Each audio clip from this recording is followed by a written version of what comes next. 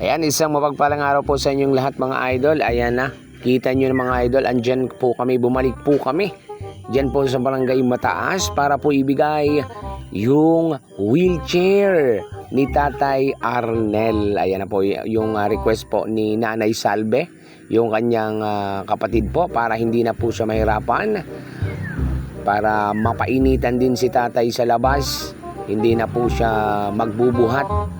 Okay, diyan na po si Tatay Arnel sasakay. Okay, para hindi na po siya mahirapan, kakahiga po sa banig. Ayan, gumawa po tayo ng paraan para po bigyan si tatay ng wheelchair. And syempre maraming salamat sa ating mga sponsor, lalo na po kay Idol Julian D. Okay, shoutout natin yung D family ng Pili Iraya. And syempre lahat ng tumulong, Team Buraot, at sa lahat ng sponsor natin ay maraming salamat. Ayan na mga idol, malapit na po kami sa bahay ni Tatay Arnel. So ayan, kita nyo na yung bahay nila. Ayan si nanay, ayan, tuwang-tuwa si nanay. Si Nanay Salve, ayan na. Papasok na po tayo dyan sa bahay nila Tatay Arnel.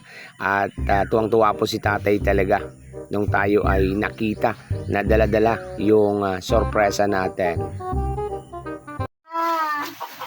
Ito na mga idol, yung request ni Tatay Arnel na wheelchair. Ayan. Ayan. Ayan na. Ayan na po, para hindi na mahirapan si nanay. Oh, ganyan. Ayan ang mga idol. No. Ayan, may preno pa yan nanay. Diyos, madama na kita din sa bye-bye. Oh, salamat. Yes po. Salamat po. Ayan, tuwang-tuwa si nanay at si Tatay Arnel. Baka na may katabi digdi. O ni mabiri kita kaini. Salamat po. Nadakula. O, di magibi. Magibi? O, iguana. O, yung ano. Awan ni. So ano man digdi? Ayan na nga mga idol, ayan, bubuhatin po natin yan si tatay para i-try natin kung tama ba para sa kanya yung wheelchair natin. Ayan na.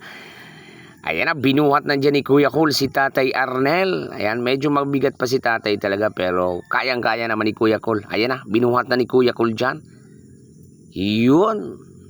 Ayan, tuwang-tuwa si tatay talaga. Napaiyak talaga siya sa sobrang tuwa. So, ayan, once again, maraming salamat po sa lahat ng sponsor ni Kuya Cool and Kuya Bot. God bless po sa inyong lahat. Sana hindi po kayo magsawa sa pagsuporta sa amin.